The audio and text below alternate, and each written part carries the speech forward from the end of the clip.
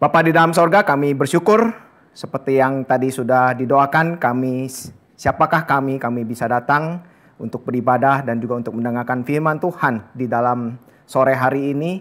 Kiranya Engkau yang berkenan menolong kami supaya kami betul-betul bisa melihat keindahan sebuah kitab di dalam kitab suci, kitab Roma, yang betul-betul menggambarkan secara luas dan juga secara dalam bagaimana Kristus yang mati di atas kayu salib, yang kami dengar di dalam berita Injil, yang kami dapatkan melalui firman-Mu yang terpancar di dalam Alkitab yang kami bisa baca. Kiranya kami betul-betul bisa semakin menghargai betapa dalamnya, betapa lebarnya, dan juga betapa indahnya keselamatan yang Kau berikan bagi kami, dan sehingga kami betul-betul bisa memiliki pengharapan dan juga penghiburan serta kekuatan di dalam kami menjalankan kehidupan dan juga pergumulan kami di dunia yang berdosa ini. Terima kasih ya Tuhan, kiranya firman-Mu Kau sampaikan dengan limpah dan juga dengan penuh kuasa dan semakin membentuk kami. Dalam nama Tuhan Yesus, satu-satunya Tuhan dan Juru Selamat kami yang hidup, kami sudah berdoa dan mengucap syukur. Amin. Ya, hari ini kita akan membahas seperti yang sudah dibacakan dari judul di brosur, yaitu dari Roma. Kok agak sempit ya? Oke lah. Roma 8 ayat 28 sampai 39. Dan kalau yang judul yang tadi di brosur itu ada di ayat 31-nya ya. Jadi kalau Allah ada di pihak kita, saya singkat ya seperti biasa. Kalau Allah di pihak kita, siapa lawan kita? Siapa yang akan melawan kita ya? Ya, saya singkat lagi aja lah, siapa lawan kita? Siapa mau lawan kita ya? Nah, sebelum kita bahas ini, kita akan sedikit overview ya, karena kan kita sudah dari Roma 1 sampai Roma 8. Ya, saya sedikit pakai contekan biar nggak lupa lah ya. Kita sudah bahas apa ya selama ini? Pertama dari Roma 1, kalau mau kita singkatkan, kita membahas pendahuluan, yaitu Roma ini mengenai Injil yang dijelaskan dengan panjang lebar. Udah gitu di dalam pasal 2, bagaimana orang Gentiles itu apa ya istilahnya? Kafir ya. Orang kafir pun tidak bisa selamat. Dan ternyata bukan hanya orang kafir. Ini nyambung sih ya 2 sama 3 kan. Ternyata orang Yahudi pun juga nggak selamat. Ya, ternyata nggak selamat. Dan satu-satunya cara adalah justification ya. Justification. Yang kemarin sudah kita bahas yang di dalam Abraham contohnya. Udah gitu dari sini baru ada pemisahan. Setelah justification ada yang hidup di dalam Adam dan juga di dalam Kristus ya. Udah gitu yang menjadi hamba dosa dan juga menjadi hamba Tuhan. Udah gitu yang hidup di dalam Taurat ya, hidup di dalam Taurat. Bukan hidup dalam Taurat. Taurat yang menyatakan kita sebagai orang yang berdosa.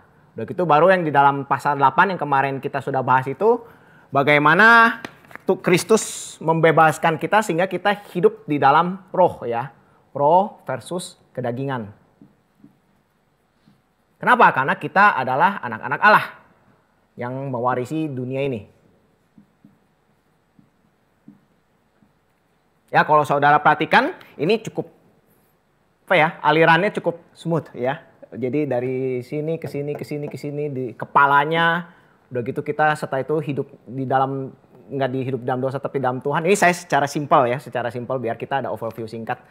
Nah, baru di bagian akhir yang kita akan bahas ini, Paulus betul-betul merangkumkan ya secara padat banget ini. Jadi hari ini mungkin kita akan cukup padat mengenai ini.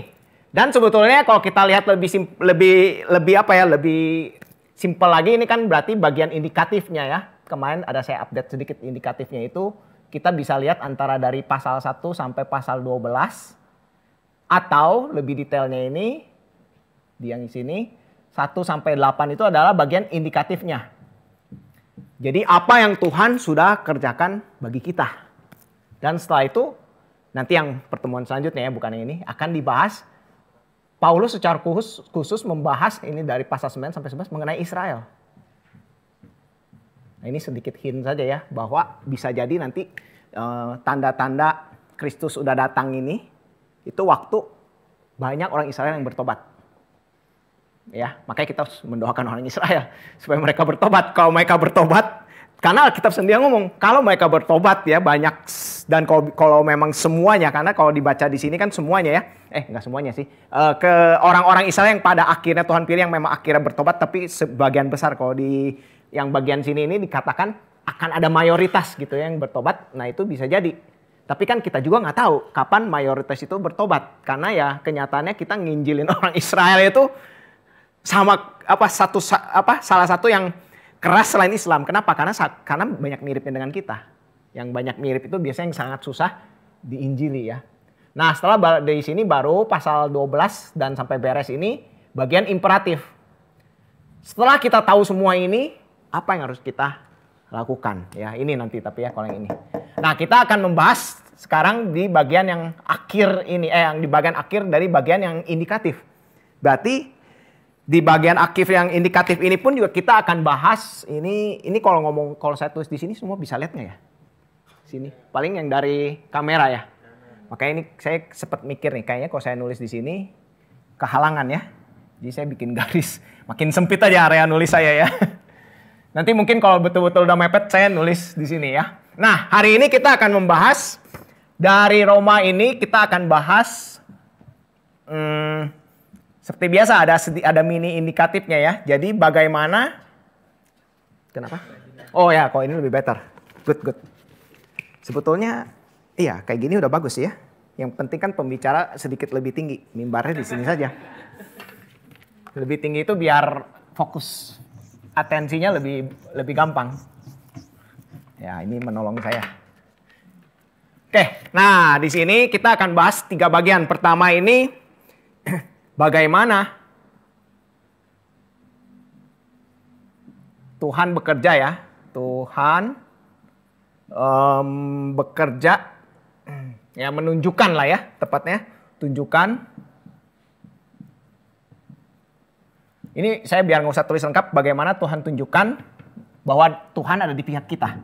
Ya, ini akan bahas dari ayat 28 sampai 30 di sini ya. 28 sampai 30. Saya tulis outline dulu sebelum cerita-cerita. Nah, setelah itu sampai sebagaimana ya. Bagaimana ya dulu kan ya. Sampai istilah tepatnya mungkin ya. Udahlah, nggak apa-apa yang saya tulis di sini ya. Sampai sebagaimana limitnya mungkin ya. Ya sudahlah, sebagaimana Tuhan sejauh mana, nah itu jemaat perlu menolong hamba Tuhan juga ya. Sejauh mana ya, betul, Tuhan di pihak kita. Ini ya, biar nggak usah tulis panjang-panjang. Ini dari 31 sampai kurang lebih 35, nanti akan ada yang overlap sih ya. Nah, baru yang terakhir, sepasti apa? Ya, ini ya 35 lagi ya mungkin ya, sampai 39. Dan kita baca bersama-sama ya bagian ayat ini. Saya bacakan bagi kita semua. Kita tahu bahwa Dia turut bekerja dalam segala sesuatu demi kebaikan. Ayat Roma 8 ayat 28 ya. Kita tahu bahwa Dia turut bekerja dalam segala sesuatu demi kebaikan orang-orang yang mengasihi Allah, yaitu mereka yang terpanggil sesuai dengan rencananya. Sebab semua orang yang dipilihnya dari semula mereka juga ditentukannya dari semula untuk menjadi serupa dengan gambar anaknya, supaya ia, anaknya itu, menjadi yang sulung di antara banyak saudara. Mereka yang ditentukannya dari semula, mereka itu juga dipanggilnya. Mereka yang dipanggilnya, mereka itu juga dibenarkannya. Mereka yang dibenarkannya, mereka itu juga dimuliakannya. Dan ayat 31, sebab itu, ini yang bagian keduanya ya. Apa yang akan kita katakan tentang semuanya itu? Jika Allah di pihak kita, siapakah yang akan melawan kita? Ia, ini Bapa berarti ya, yang tidak menyayangkan anaknya sendiri, tetapi menyerahkannya bagi kita semua. Bagaimana mungkin Ia tidak mengaruniakan segala sesuatu kepada kita bersama Dia? Siapakah yang akan menggugat orang-orang pilihan Allah? Allah yang membenarkan mereka? Siapakah yang akan menghukum mereka? Kristus Yesus yang telah mati, bahkan yang dibangkitkan, duduk di sebelah kanan Allah dan memohon untuk kita. Siapakah yang akan memisahkan kita dari kasih Kristus?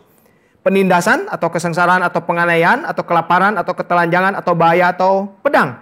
Seperti tertulis, oleh karena engkau kami adalah bahaya maut sepanjang hari. Kami dianggap sebagai domba-domba sembelihan. Tetapi di dalam semuanya itu kita lebih daripada orang-orang yang menang melalui Dia yang telah mengasihi kita. Sebab aku yakin bahwa baik maut maupun hidup, baik malaikat-malaikat maupun pemerintah-pemerintah, baik yang ada sekarang maupun yang akan datang, atau kuasa-kuasa, baik yang ada yang di atas maupun yang di bawah maupun suatu makhluk lain, tidak akan dapat memisahkan kita dari kasih Allah yang ada dalam Kristus Yesus Tuhan kita. Nah, ini adalah bagian yang indah ya. Kalau dari overall, waktu kita baca bagian ini sebetulnya ada bagian yang berfungsi untuk penghiburan dan kekuatan ya. Plus kekuatan. Karena kalau kita lihat dari judul, ya saya akan mengkaitkan dengan judul juga ya, karena sebetulnya perlu dikaitkan dengan judul tema kan. Itu kita kan di dalam bergumul di dalam hidup kan seringkali mempertanyakan Tuhan ya. Dan ini sangat penting, bagaimana Alkitab menjelaskan sampai sebagaimana gitu kalau Tuhan itu ada di pihak kita, sehingga ini menjadi penghiburan dan kekuatan bagi kita yang ada di dunia yang berdosa ini ya. Dan ini sangat penting sampai sejauh mana. Dan pertama ini bagaimana ini Tuhan menunjukkan bahwa Dia itu ada di pihak kita secara indikatif ya, secara apa yang Tuhan lakukan dulu ya, bahwa sehingga kita tahu gitu bahwa Dia ada di pihak kita. Dan kita lihat ya di dalam ayat pertama, bagusnya gimana ini, sudah mulai kurang rapi. Ini saya blok dulu lah ya. Di sini saja ya, ini yang satu, ayat 28.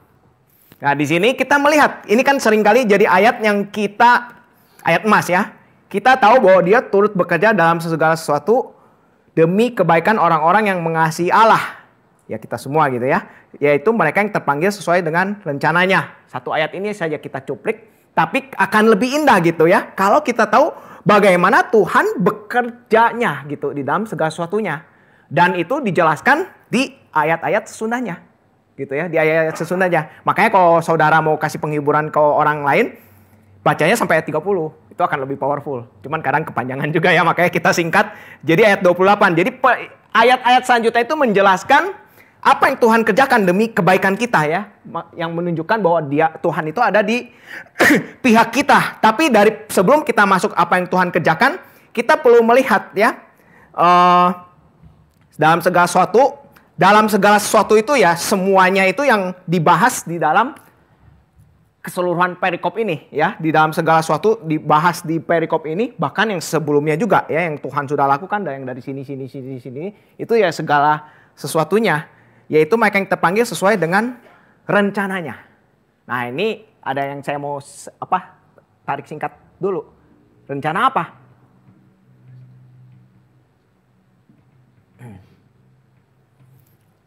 Nah, kira-kira ada yang mau coba masukkan biar sedikit interaksi. Rencana apa yang dimaksudkan oleh Paulus di sini?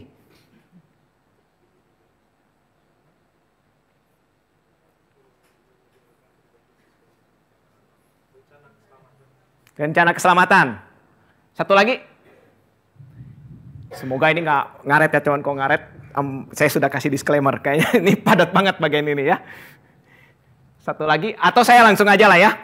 Rencananya itu ya ini yang sudah disampaikan secara saya perlu tulis di sini ya. Baca Alkitab seperti biasa. Alkitab. Cara kita baca Alkitab itu jangan lupa bagian sebelum dan jangan lupa lihat bagian sesudah. Yang rencana yang dimaksudkan ini ya apa yang Tuhan akan lakukan di bagian sebelumnya secara singkatnya. Yaitu ya kalau yang kita baca di sini kan karena kita akan menjadi ahli waris. Tuhan akan menjadikan dunia ini baru. Jadi rencana keseluruhan atas ciptaan dunia ini ya, rencana total. Yang sebetulnya sudah Tuhan rencanakan dari sejak kekekalan.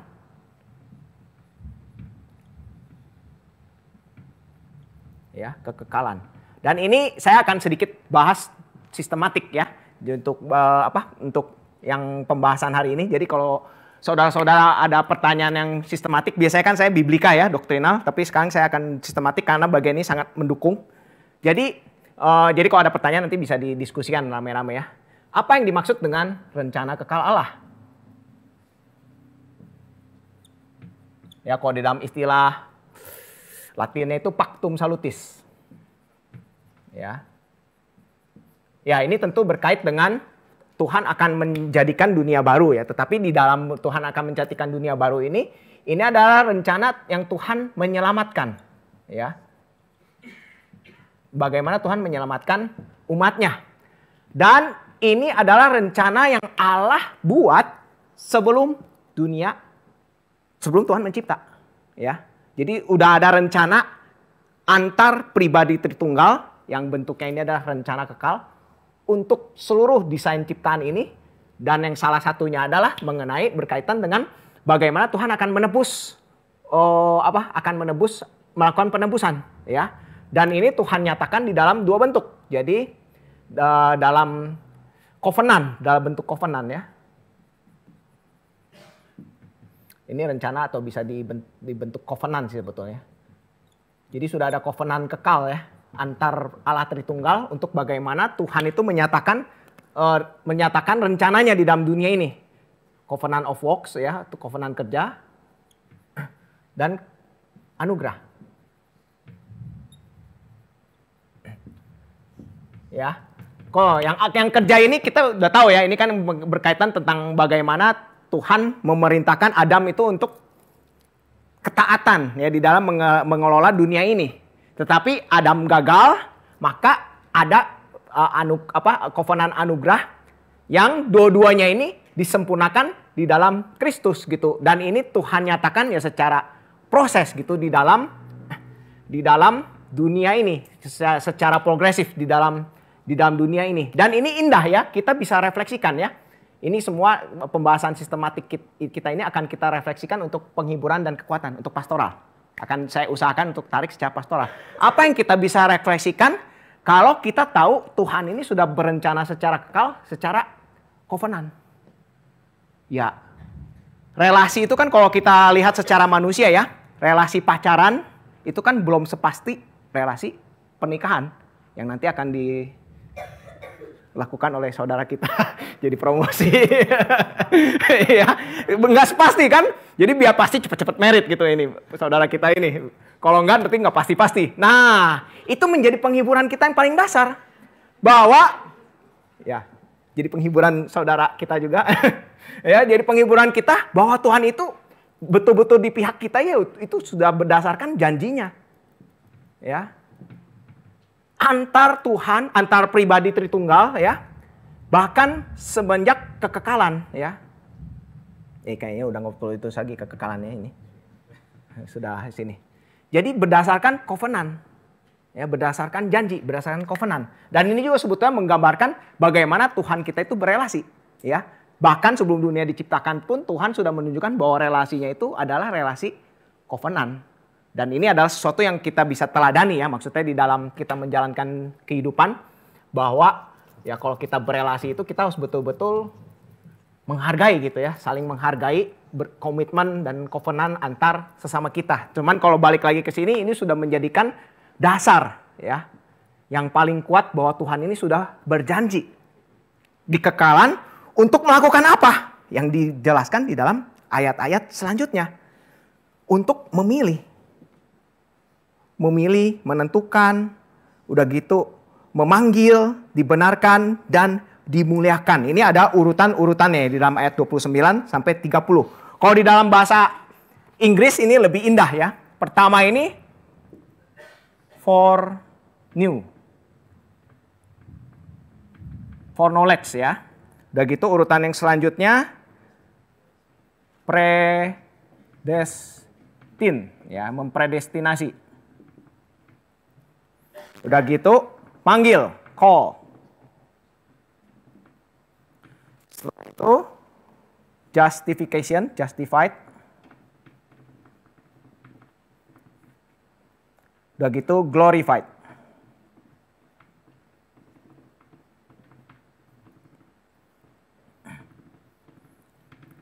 Nah, ini satu-satu ini udah masing-masing ini sudah doktrin yang berat-berat makanya ya. Maka hari ini kita akan renungkan bersama-sama apa yang dimaksud foreknowledge. Apa yang dimaksud Tuhan mempredestinasi kita. Apa yang dimaksud Tuhan memanggil. Apa yang dimaksud Tuhan membenarkan. Dan apa yang dimaksud Tuhan memuliakan. Nah di sini yang foreknowledge ini. Ya di sini ada dua sisi yang indah ya. Foreknowledge itu ya berarti Tuhan itu sudah mengenal gitu ya. Dari sisi ya. Satu sisi dari relasi Tuhan itu sudah mengenal kita. Bahkan sebelum dunia diciptakan. Ya, sudah mengenal kita. Nah, cuman ini kan jadi perdebatan ya. Kalau kita ngomong soal yang foreknowledge, Tuhan sudah mengenal, bahkan sebelum Tuhan mempredestinasi kita, ini kan akan masuk ke dalam perdebatan. Kalau saudara sudah pernah memikirkan tema ini saya bahas sedikit sistematik kan. Apakah Tuhan memilih, kalau ada ngomong ini, apakah Tuhan itu berarti sudah memilih kita, mempredestinasi kita sebelum manusia jatuh dalam dosa, atau Tuhan sudah mempredestinasi kita sesudah manusia jatuh dalam dosa? Kan itu ada yang menjadi perdebatan itu ya, itu namanya supra. Jadi satu ini aja yang jawab terus dari tadi. Lapsarian dan infra. Ya ini saya singkat saja lah ya, sama belakangnya. Supra ini berarti di atas, infra ini di bawah. Berarti ini Tuhan pilih sebelum dosa. Di sini manusia berdosa, baru Tuhan pilih. Nah, kalau menurut saudara yang mana? Yang atas boleh angkat tangan. Yang pro atas. Yang pro bawah. Kayaknya agak ragu ya. Nah ini makanya menarik ya. Kalau menurut saudara ini menarik, saya agak bingung nih. Ini sistematik boring nggak ya? Takut di kata pertama kan orang Cikarang filsuf semua. Jangan-jangan kalau sistematik sudah di luar kepala semua alias nggak ada yang masuk kepala. Ya, tapi kalau menurut saudara menarik ya saya akan lanjutkan ya. Jadi kalau saudara perhatikan ya, ini saya masih fresh, nggak tahu kenapa bahannya, kenapa bisa nyambung, karena mata kuliah saya ini ujian Pabili ini tentang ini. Jadi mau nggak mau harus ingat. Ya, Calvin ya kalau kita baca, kalau saudara yang udah beli buku Institutio, nanti belilah dan bacalah. Dia menempatkan predestinasi itu, dia bahas predestinasi itu setelah bagian bagaimana orang Kristen itu hidup. Bagaimana proses hidup kudus. Ya. Jadi dia nggak ngomongin predestinasi duluan.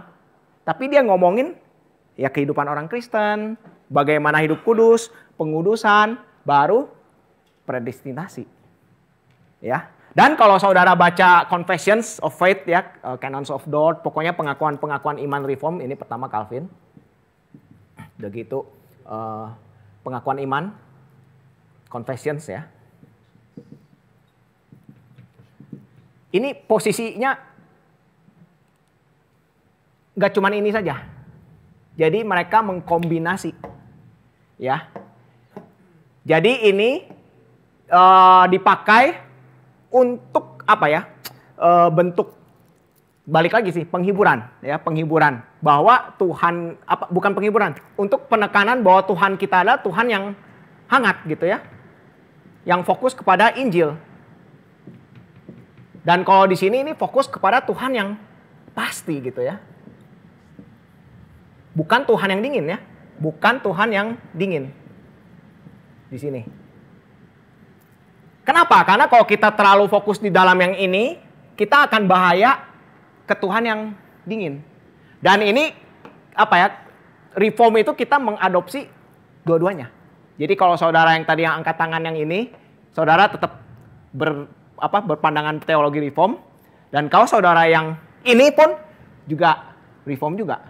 Kenapa? Karena kita lihat dari Calvin dan Confessions pun juga ada elemen ini juga.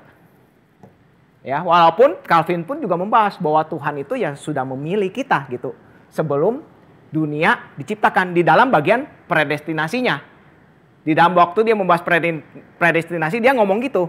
Tetapi dia menempatkan pembahasan predestinasinya itu seakan-akan menunjukkan bahwa dia itu ada posisi ini juga. Gitu. Sesudah manusia itu hidup kudus dulu gitu baru dia tahu gitu, ya. Baru dia membahas mengenai predestinasinya, baru dia tahu gitu. Seperti kita waktu kita baru jadi orang Kristen kan, waktu kita jadi orang Kristen kan kita masih nggak tahu apa-apa. Yang saya tahu itu Tuhan, saya berdosa dan Tuhan menebus saya, gitu. Tapi setelah kita belajar, baru kita tahu ternyata Tuhan sudah memilih saya bahkan sebelum dunia diciptakan. Jadi itu seakan-akan menggambarkan kehidupan orang Kristen. Dan ini pun juga menggambarkan kehidupan kita yang paradoks kan, orang Kristen kan paradoks ya. Jadi dua-duanya benar. Ya, ini pembahasan di sini ya. Jadi bagaimana Tuhan yang mengenal kita ya adalah Tuhan yang ya ini mengekspresikan pemilihan dianya ini secara paradoks supaya kita memiliki sisi kehangatan dan juga sisi kepastian di dalam kita menjalankan hidup kita yang penuh pergumulan ini gitu. Di sini hangat plus pasti ya. Nah ini. Oke. Nah setelah ini kita masuk ke dalam predestinasinya. Predestinasi. Nanti ini kalau mau nanya lebih detail kita bisa di sisi pertanyaan ya. Yang saya ingin bagikan ini adalah bagaimana supaya kita itu bisa memiliki kerangka berpikir teologi yang gak terlalu sempit. Ya, kadang kan kita hanya tadi supranya saja gitu. Sedangkan yang infranya itu seperti gimana gitu. Tapi ternyata kalau kita belajar gak sempit itu gitu. Kedua-duanya itu termasuk ke dalam teologi reform gitu ya. Itu indahnya teologi kita ya. Kita bisa merangkul yang indah gitu untuk kita masukkan. Dan di dalam predestinasi, bagaimana Tuhan memilih kita pun juga ada dua macam juga kan ya. Ada double, ini hangat dan pasti, ini berarti ini yang infra. Dan ini yang supra ya. Nah ada double, ada single. Yang double dan yang single. Baru jelasinnya di sini. Yang double apa? Tuhan pilih. Yang selamat. Tan juga Tuhan pilih. Yang tidak selamat. Yang single? Pilih yang selamat aja ya. Yang nggak selamat lewat.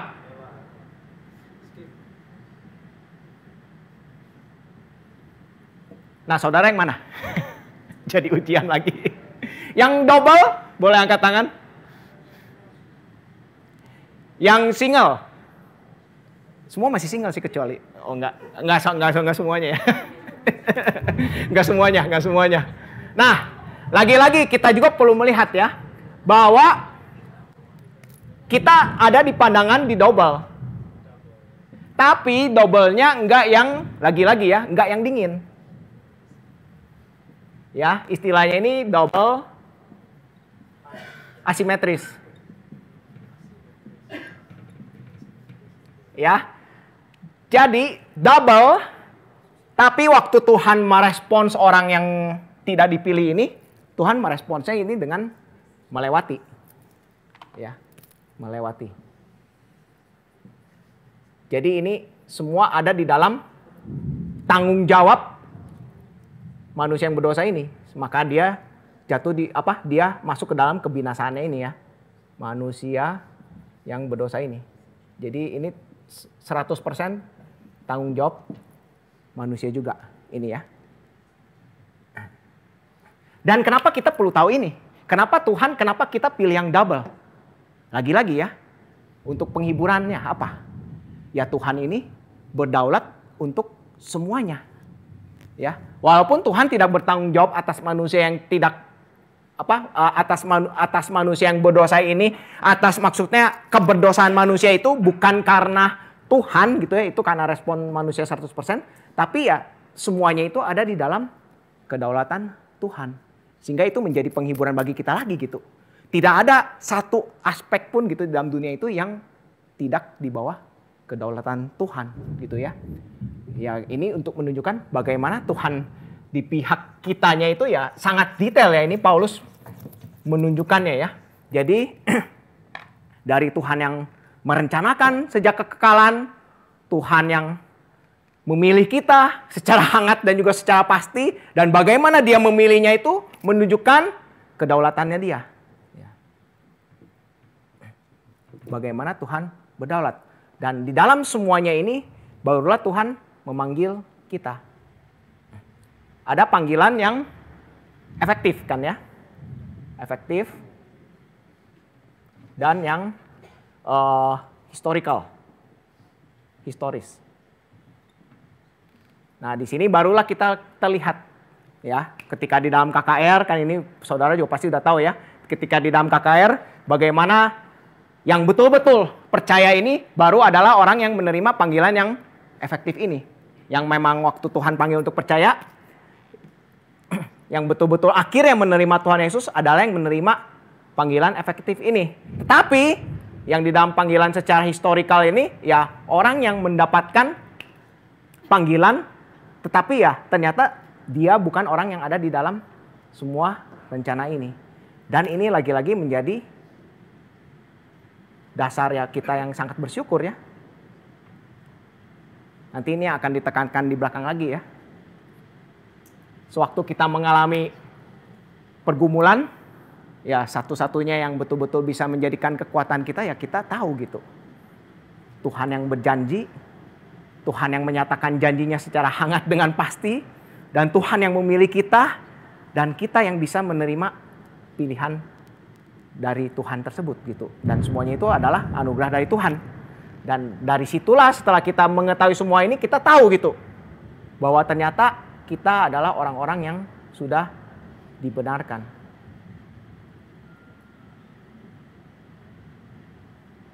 Nah ini sudah dibahas ya di dalam yang bagian Roma 4. Jadi saya tidak akan membahas lebih detail lagi. Dan setelah semuanya ini dilakukan, ya, Tuhan melakukannya untuk supaya kita memuliakan Tuhan.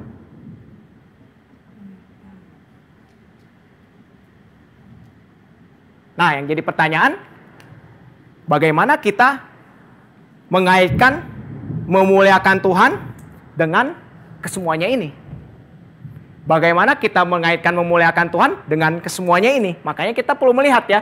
Di bagian di sini Alkitab ada membahas dengan sedikit detail gitu ya. Di sini kan dikatakan sudah ditentukan semula untuk menjadi serupa dengan gambar anaknya ya. Jadi bagaimana kita memuliakan Tuhan ini dijelaskan di dalam bagian ini adalah dengan kita menjadi serupa. Ya. Atau imitation of God ya.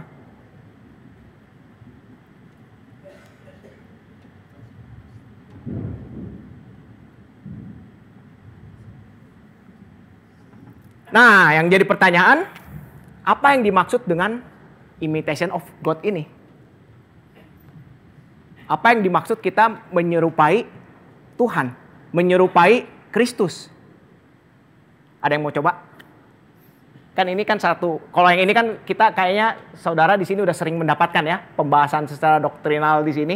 Nah, cuman yang imitation of God ini mungkin kita sering kali juga kita dengung-dengungkan gitu ya. Tapi apakah kita betul-betul mengetahui gitu apa yang dimaksud dengan imitation of God? Ada yang mau coba? Atau sampai sini kalau ada yang mau ditanyakan juga saya agak ragu dengan melihat muka-muka saudara, takut semoga ini nggak terlalu berat ya bahannya, karena memang bagian ini harus dibahas kan. Ini bagian ayat yang memang membahas semua ini. Ada yang mau ini nggak? Imitation of God, kira-kira apa yang dimaksud dengan imitation of God?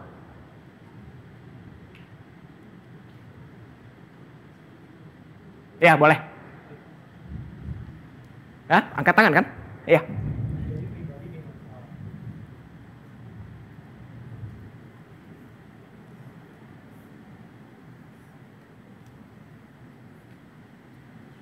Tes, oke. Ya.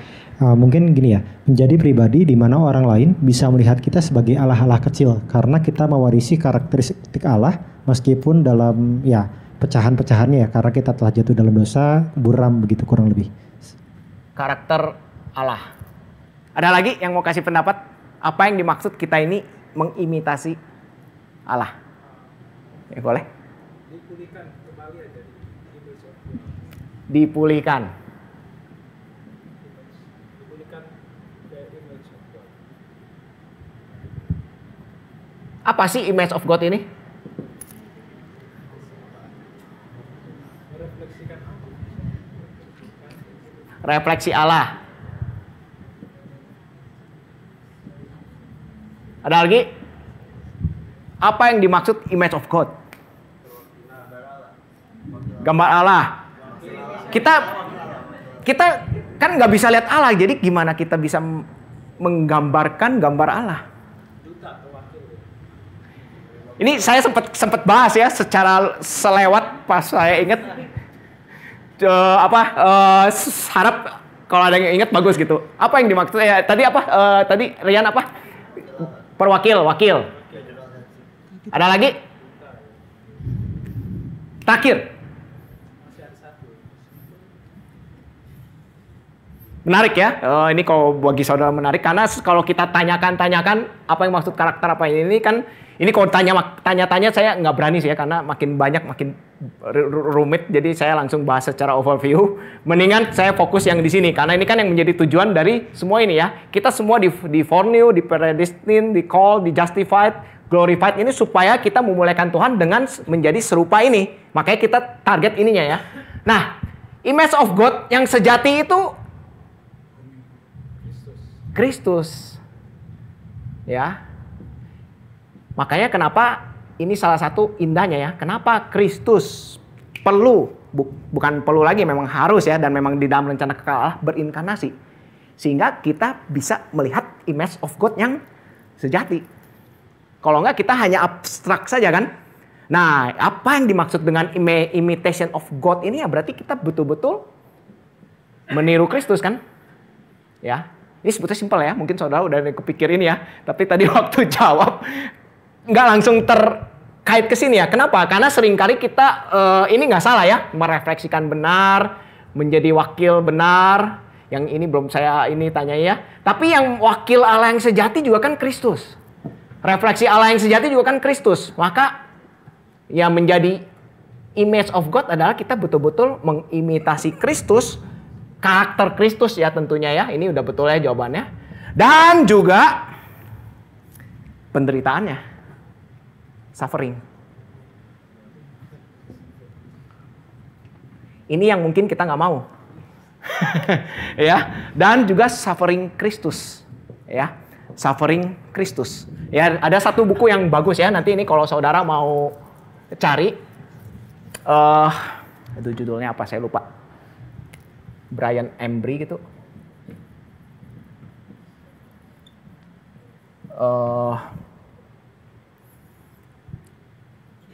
Bahas tentang John Flavel.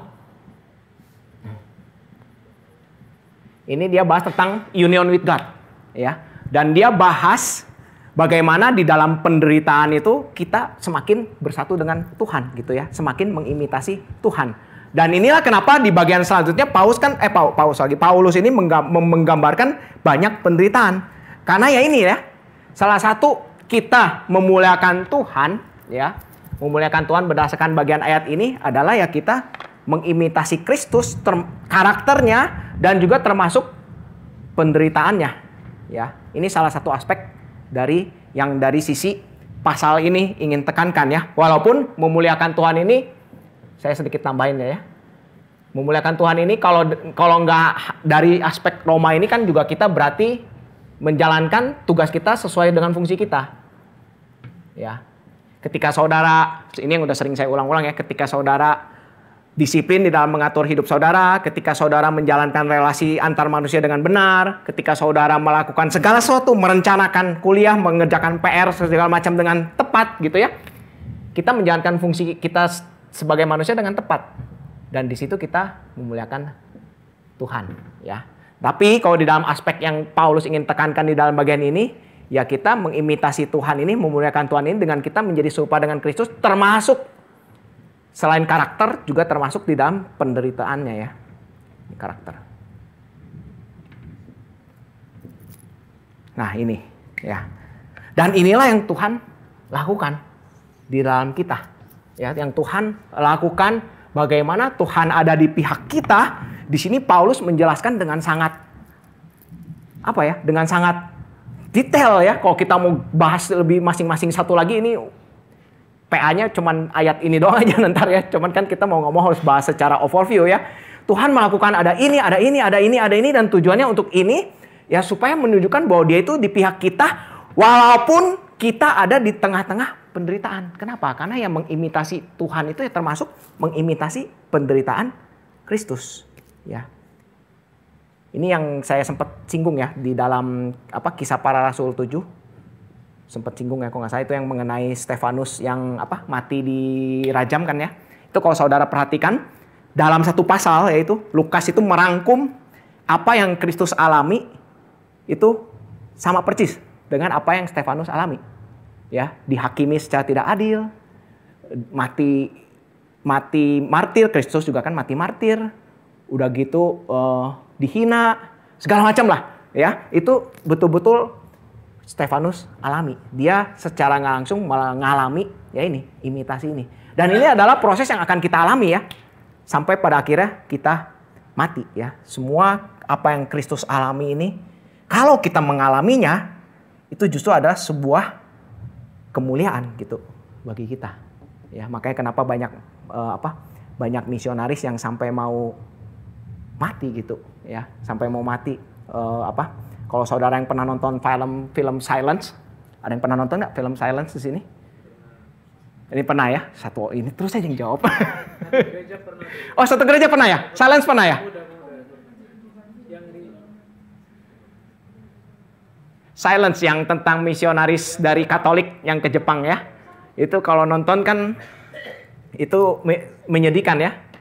Menyedihkan bagaimana mereka disuruh nginjek itu. Nginjek bukan salib, gambar relik itu. Itu ya. Nah, sekarang kita akan bahas ke bagian selanjutnya ya. Nah, setelah Paulus membahas semua ini, maka ya Paulus mengatakan ya di dalam bagian yang ini sampai sejauh mana ya Tuhan di pihak kita. Dalam yang kedua ini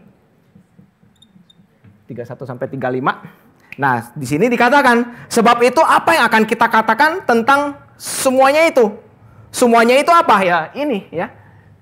Semuanya ini apa yang mau kita ngomongin gitu. Kalau dari semuanya ini Tuhan sudah menunjukkan gitu ya. Bahwa Tuhan ada di pihak kita. Maka siapa yang akan melawan kita? Nah, di sini Paulus mengatakan, menjelaskan dengan kalimat retorik di sini ya. Di dalam ayat 32. Ini sebetulnya ada bagian yang indah ya. Ada pola kiastik di sini ya. Jika ia yang tidak menyayangkan anaknya sendiri, tetapi yang menyerahkan bagi kita semuanya ya, bagaimana mungkin ia tidak mengaruniakan segala sesuatu kepada kita bersama dia? Siapakah yang akan menggugat orang-orang pilihan Allah? Allah yang membenarkan mereka? Siapakah yang akan menghukum mereka? Kristus Yesus yang telah mati, bahkan yang telah dibangkitkan dan duduk memohon untuk kita. Nah, di sini ada pola ya. Jadi di sini Tuhan memberi anak. Begitu di sini menggugat dan menghukum ya. Menggugat atau di sini charge ya. Di sini menghukum, sebetulnya kurang tepat ya, ini condemn. Condemn ya. Dan di sini siapakah yang akan memisahkan? Karena Tuhan sudah memberi anaknya kepada kita, maka siapa yang bisa pisahkan dari kasih Kristus?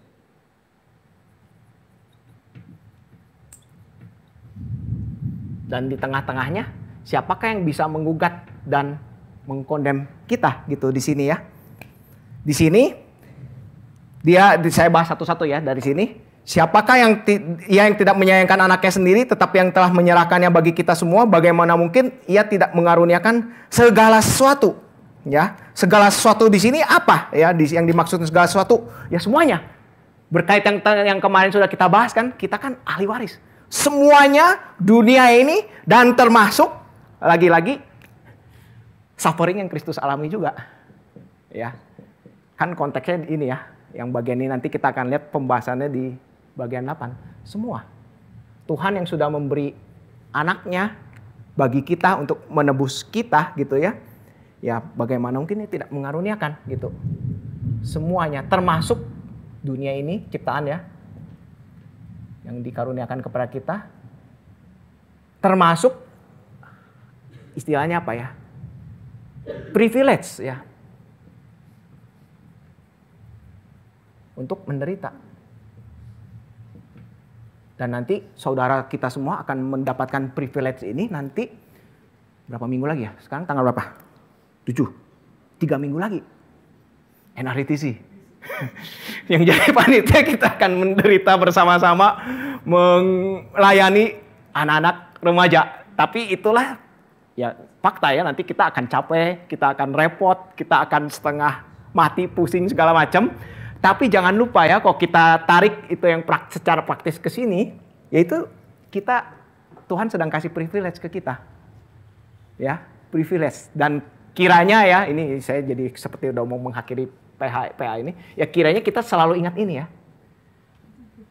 Karena sangat mudah ya nanti saudara, waktu nanti pas pelayanan ngomel. Itu pasti akan sangat mudah. Dan jangan lupa bahwa kita itu semakin menjadi imitasi Kristus ketika kita bermazmur. Ya, waktu kita lagi pusing ngangkutin aqua galon, pusing ngurusin anak-anak remaja yang nakal, segala macam lah itu ya.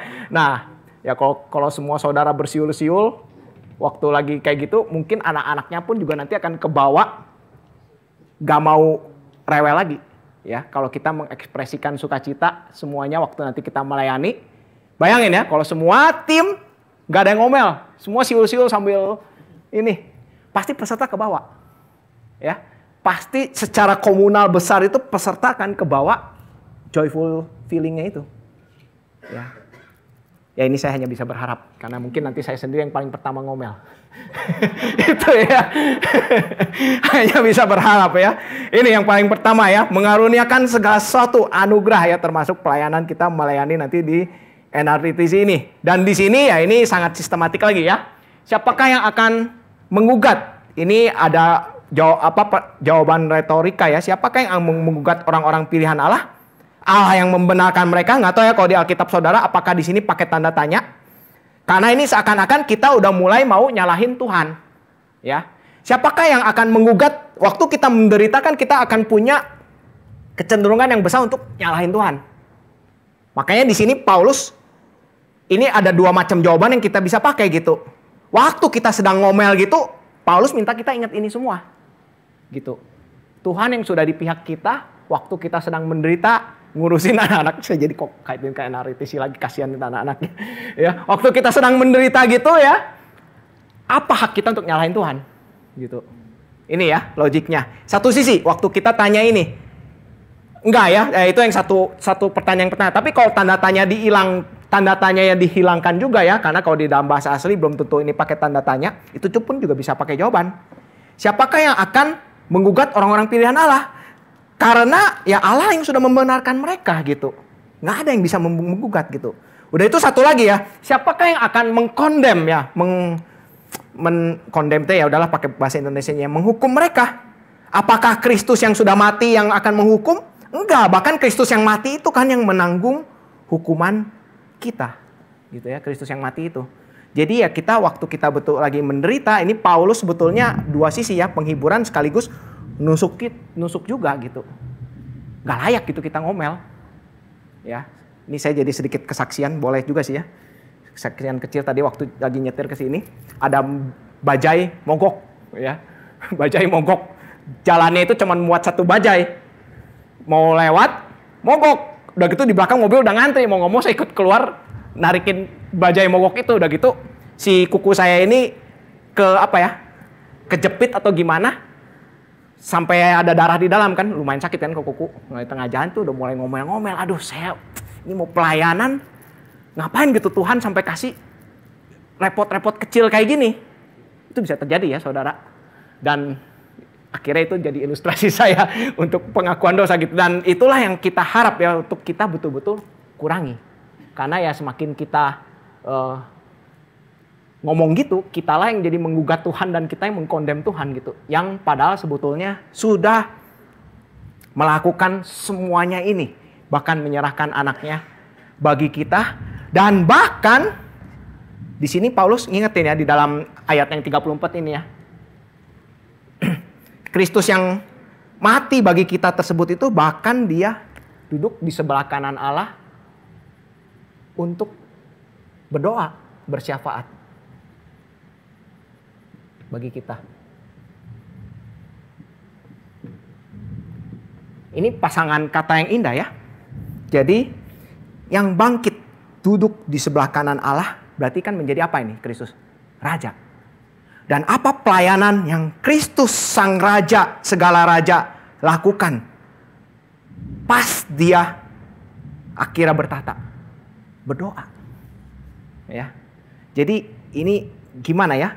Kalau saudara dapat info gitu, nggak mungkin juga sih ya. Jokowi mendoakan saudara gitu. Kan itu something banget gitu kan. Dan kita di sini yang ngedoain kita ini Tuhan kita sendiri gitu. Ini adalah satu yang sangat powerful ya. Ketika kita mendapatkan pergumulan.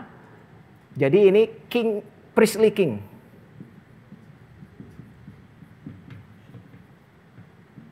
Dan ini menunjukkan bahwa ya raja itu kan apa ya?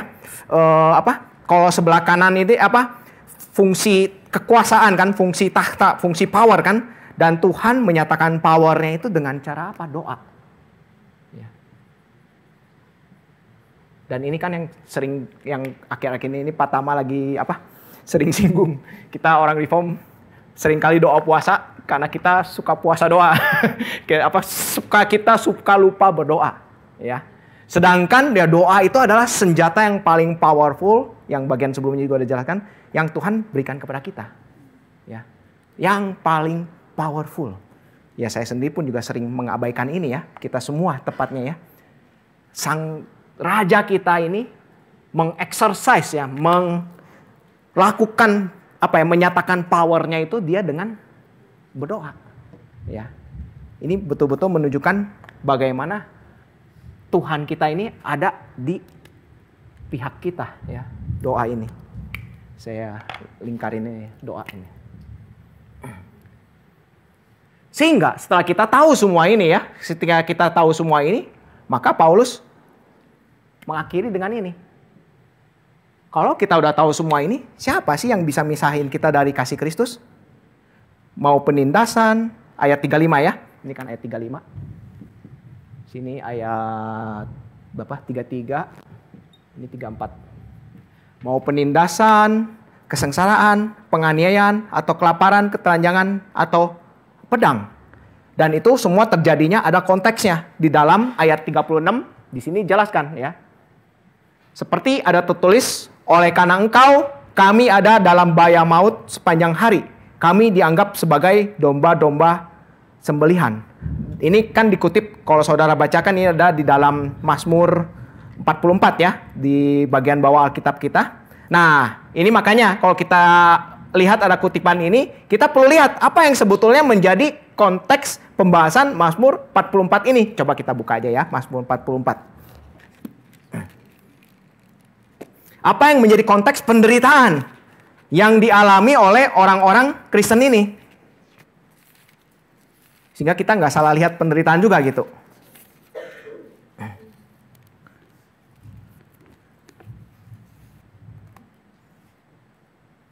Nih kalau kita baca dari ayat 1-nya kan, jeritan bangsa yang tertindas. Ya, yang tertindas. Begitu kalau kita baca di dalam ayat 23-nya, oleh karena engkau kami adalah bahaya maut sepanjang hari, kami dianggap sebagai domba-domba sembelihan. Begitu di ayat 24-nya ada seruan. Terjagalah, kenapa engkau tidur ya Tuhan? Bangunlah, janganlah membuang kami terus-menerus. Jadi penderitaan apa kalau yang kita lihat secara sekilas? Ketidakadilan. Ya. Ketika orang-orang Kristen mengalami kesengsaraan, penganiayaan, kelaparan, semuanya yang karena injustice, ya.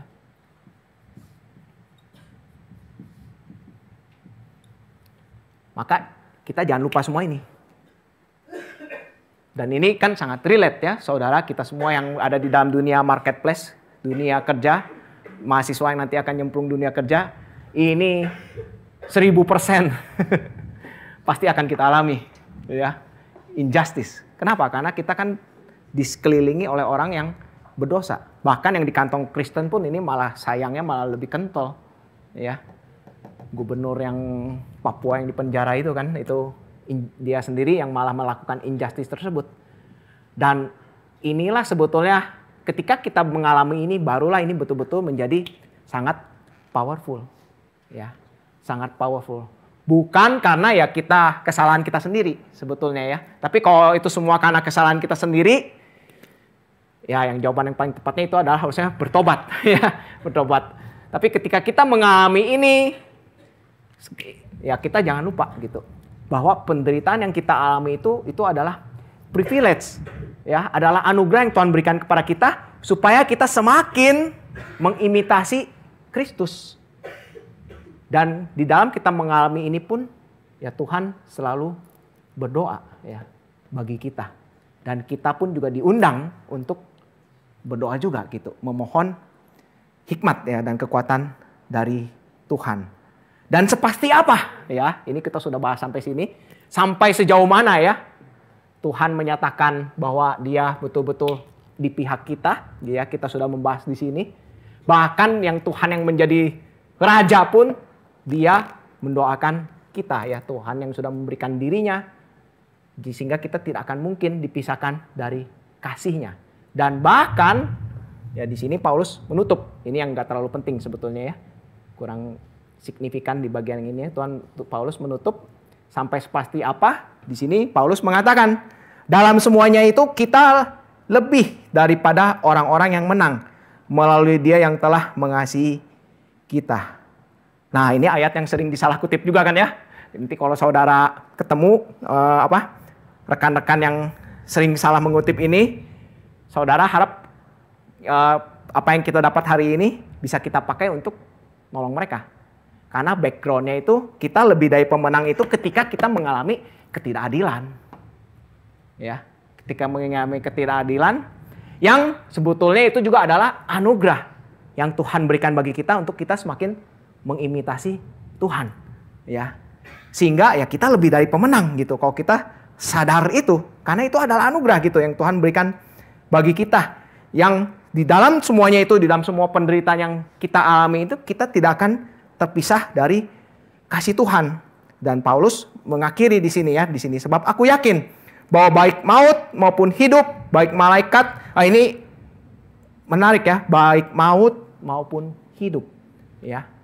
Jadi kita walaupun kita mati, kita nggak akan mungkin terpisah ya dari kasih Kristus. Bahkan ya kematian kita pun juga masih nggak seberapa gitu dibandingkan keselamatan yang Tuhan berikan bagi kita. Baik maut maupun hidup, baik malaikat-malaikat maupun pemerintah-pemerintah, baik yang ada sekarang maupun yang akan datang atau kuasa-kuasa, baik yang di atas maupun yang di bawah, ataupun makhluk lain, ini semua ngomongin makhluk spiritual ya. Ya berarti Paulus sudah mengatakan semua yang ada di dunia ini, baik yang kelihatan atau yang tidak kelihatan, tidak akan ada yang dapat memisahkan kita dari kasih Allah. Ya, tidak akan ada yang bisa memisahkan dari kasih Allah. Semua tidak bisa pisahkan.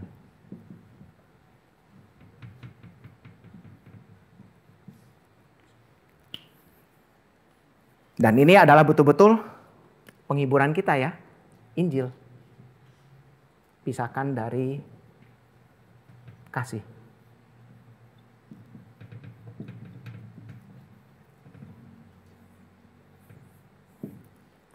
Jadi Paulus mengawali dengan Injil. Jelasin panjang lebar semua. Dan dirangkum, ini sebetulnya rangkuman, bisa dibilang rangkuman semuanya ini ya. Dan tujuannya untuk penghiburan. Ya. Ini yang depan ngobrol-ngobrol.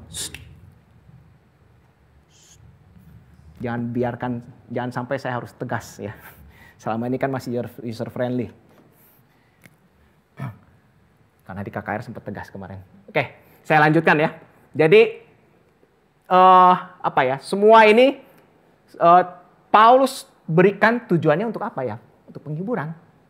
Jadi ini sebetulnya yang kita harus sadari ya, sewaktu saudara kita belajar doktrinal, sistematik. Jangan kita pakai tujuannya untuk kita ingin memenuhi keingintahuan kita, intelek kita.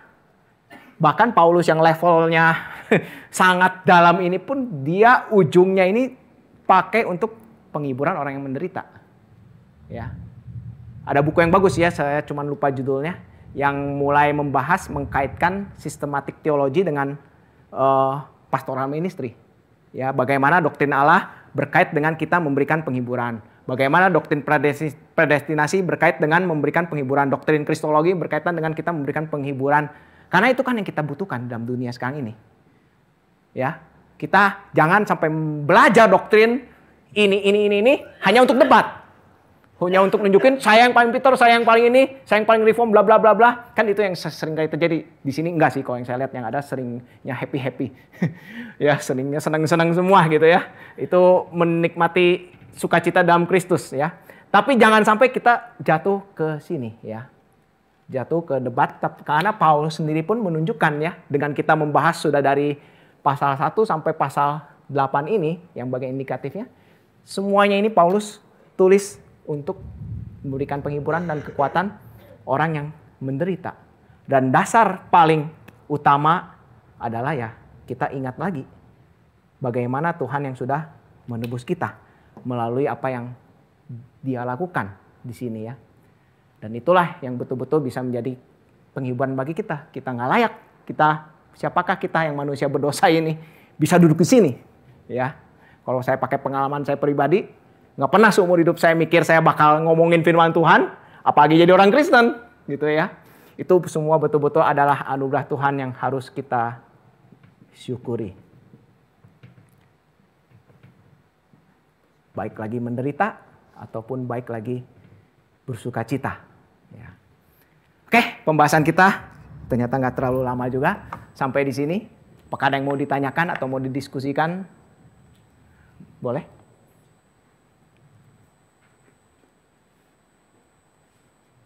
Itu, Rifan mau nanya.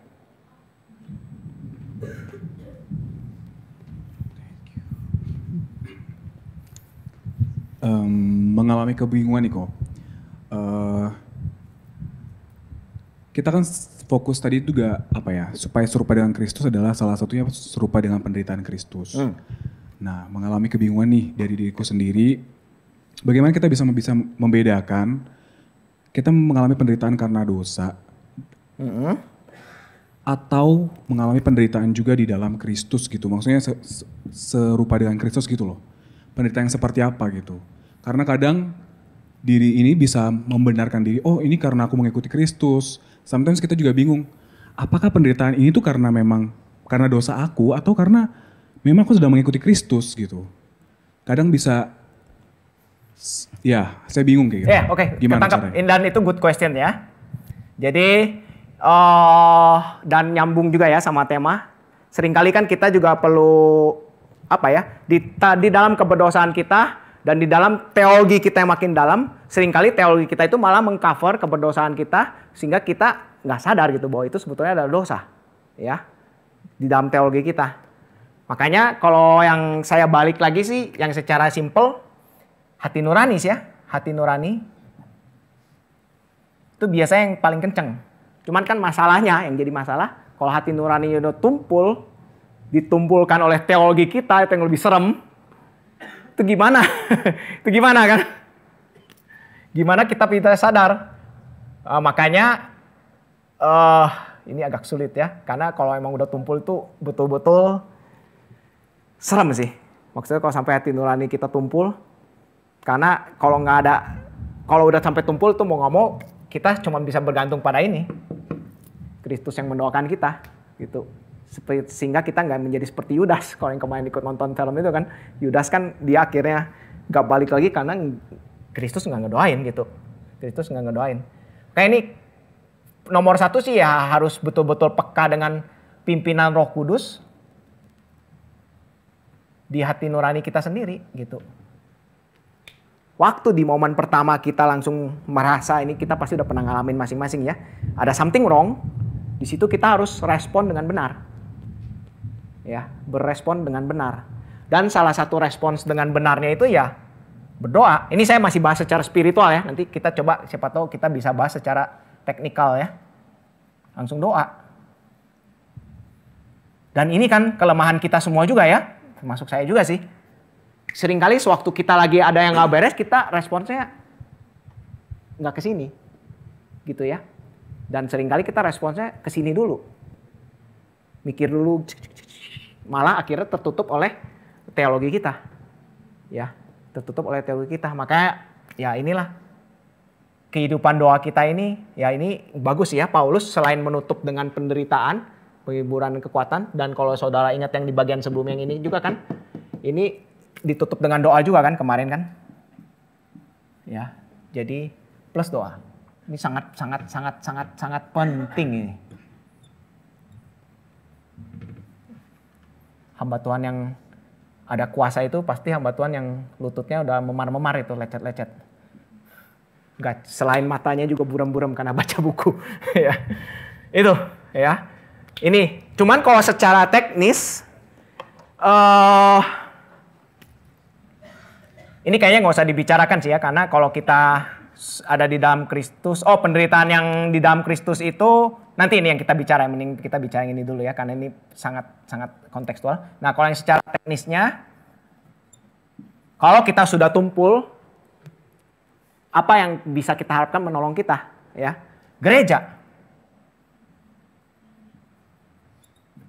Ya. Makanya sangat penting ya saudara, kita bersyukur ya. Kalau saya sih merasa sangat terberkati ya di GRI Cikarang ini. Karena saya sebagai hamba Tuhan sih punya prinsip, hamba Tuhan itu akan bertumbuh kalau Tuhan berikan anugerah di gereja dia melayani, sehingga gereja itu pun menjadi sehat. Sehingga gereja itu sehat, sehingga menyehatkan hamba Tuhan tersebut. Bukan karena hamba Tuhannya. Kalau saya sih lebih fokus church center. Ya. Keseluruhan gereja yang sehat itu akan menyehatkan hamba Tuhannya juga gitu. Jadi kalau hamba Tuhannya, ya kalau ini udah betul-betul tumpul itu makanya udah gak bisa diapa-apain ya. Tapi dia masih ada backup gerejanya gitu. Ya, kalau saya tarik ke konteks hamba Tuhan ya, misalnya kalau hamba Tuhan ini yang sudah berdosa gitu, gerejanya yang support. Jadi dia yang gerejanya yang negur, penatua lah, pengurus, siapa, jemaat bahkan tegur dan doakan juga gitu kan ya. Gereja yang mendoakan juga kan hamba Tuhan tersebut. Supaya mudah-mudahan Tuhan beranugerah gitu. Makanya ini pentingnya komunitas. Ini kalau sejarah teknis ya. Kan teknis itu yang orang bisa lakukan gitu. Bergabung di dalam komunitas yang tepat. Sehingga gereja tersebutlah yang akan membereskan kalau dianya itu salah gitu. Orang tersebut. Ini ya. Nah, sekarang mungkin kita lihat yang di dalam Kristus ya. Kalau yang di dalam Kristus,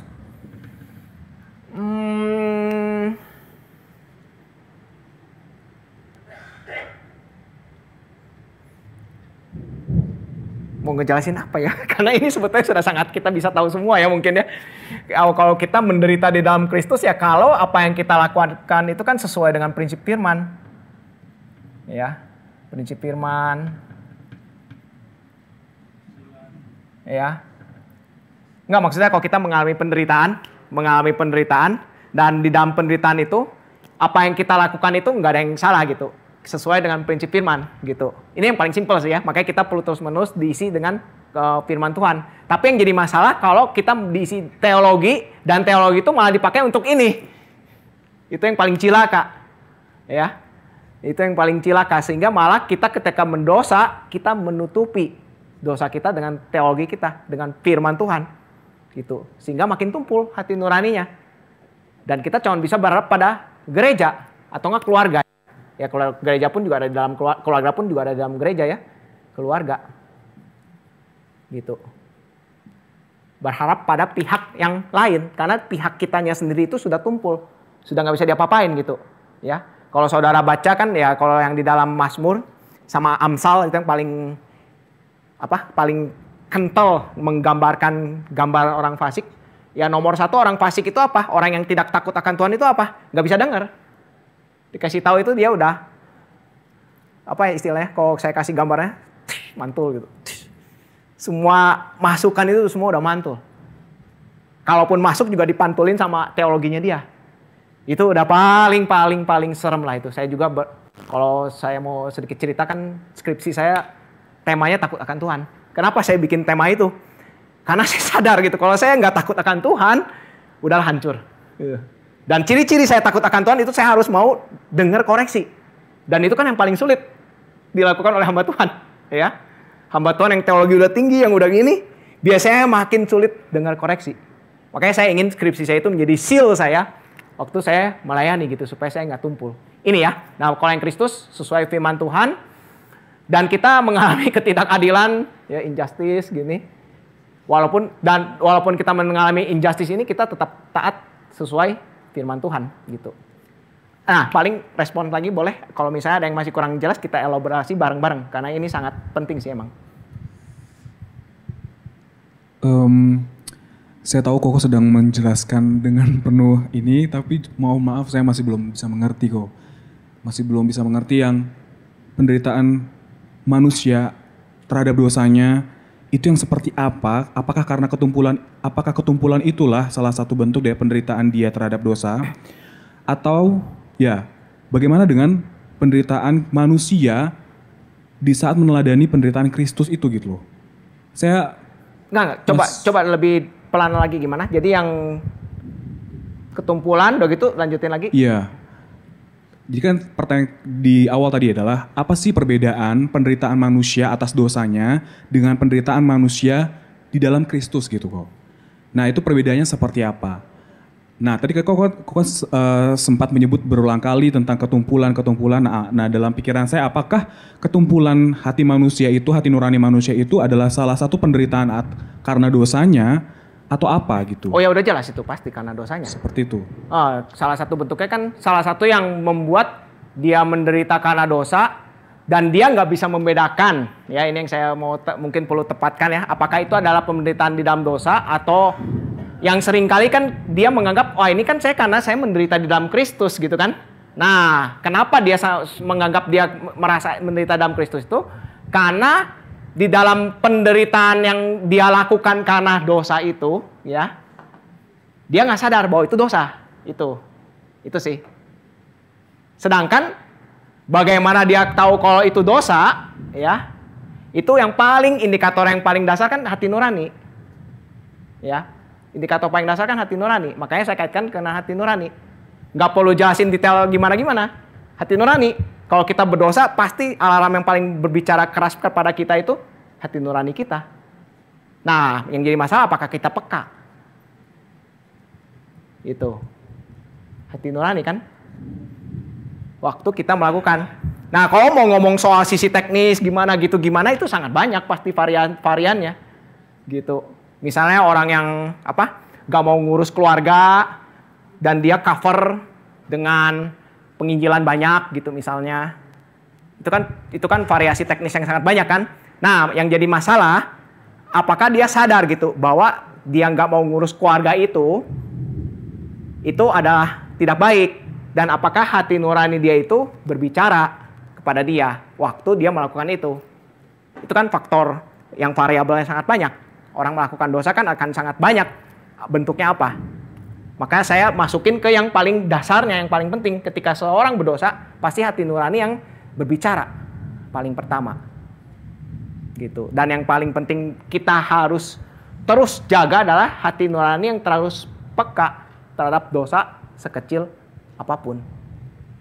Dan itu hanya kita bisa dapatkan balik lagi di bawah anugerah Tuhan, dan di respon manusianya adalah kita masukkan itu terus di dalam doa kita.